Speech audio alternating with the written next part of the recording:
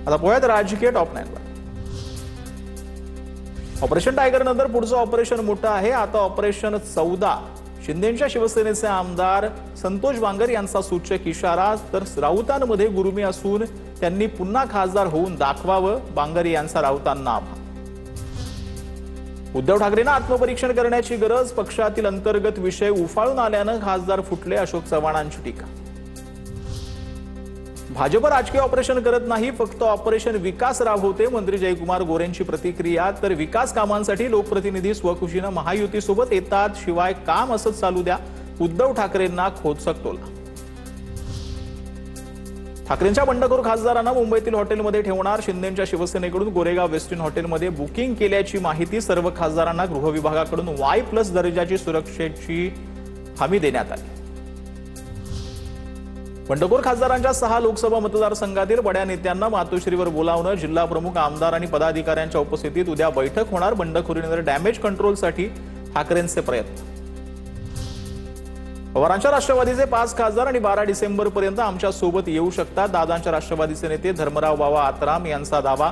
काँग्रेस खासदारही पक्षप्रवेशासाठी इच्छुक असल्याचा खुलासा.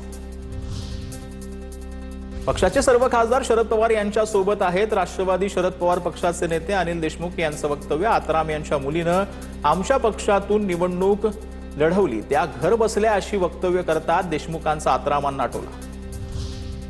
राष्ट्रवादीचे खासदार फुटण्याच्या चर्चांच्या पार्श्वभूमीवर शरद पवारांच्या राष्ट्रवादीचे प्रवक्ते विकास लवांडे यांची पोस्ट. आमच्या पक्षात सुद्धा दोन्ही डगींवरती हात ठेवून बसलेले काही जण आहेत, असा पोस्टमधून निशाणा. आमचे 8ही खासदार पवारांसोबत आहेत. आमचा एकही खासदार कुठेही जाणार नाही. पवारांच्या राष्ट्रवादीचे प्रवक्ते अंकुश काकडेंचं धर्मराव बाबा आत्राम यांना प्रत्युत्तर. आता बोयात मोठ्या टॉप 9 वर केंद्रीय गृहमंत्री अमित शहा 2 दिवस कोल्हापूर दौऱ्यावर. अंबाबाई मंदिरात दर्शन घेणार. उद्या पोलीस परेड मैदानामध्ये शहांची जाहीर सभा. कोल्हापुरातील अंबाबाई मंदिरातील दर्शन उद्या 4 तास बंद राहणार. केंद्रीय गृहमंत्री अमित शहा यांच्या दौऱ्याच्या पार्श्वभूमीवर मंदिर बंद राहणार. सकाळी 8 ते दुपारी 12 पर्यंत मंदिर बंद राहणार.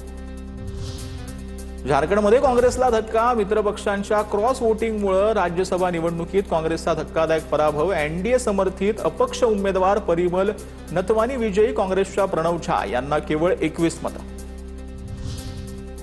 मनोज जरांगेंकडून सरकारला पुन्हा अल्टिमेटम. मागण्या पूर्ण न झाल्यास 29 ऑगस्टपासून पुन्हा उपोषण करणार. जरांगेंचा इशारा. प्रसाद लाड यांनी अंतरवली सराटीत घेतली जरांगेंची भेट. मराठा आरक्षणाबाबत सरकारनं घेतलेल्या निर्णयाची दिली माहिती. जी कामं झाली नाही तशी कामं आता सुरू झाली आहेत. मराठा समाजाला ओबीसी प्रमाणे सवलती लागू केल्या. मराठा आरक्षणावर मनोज जरांगेंची प्रतिक्रिया. 23 तारखेला मराठा उपसमितीची बैठक. प्रसाद लाड यांची माहिती. मनोज जरांगेंच्या मागणीप्रमाणे शिंदे समितीला मुदतवाढ. मुख्यमंत्र्यांकडून आरक्षणाच्या सर्व कामांमध्ये मदत. जरांगेंच्या भेटीनंतर प्रसाद लाड यांची प्रतिक्रिया.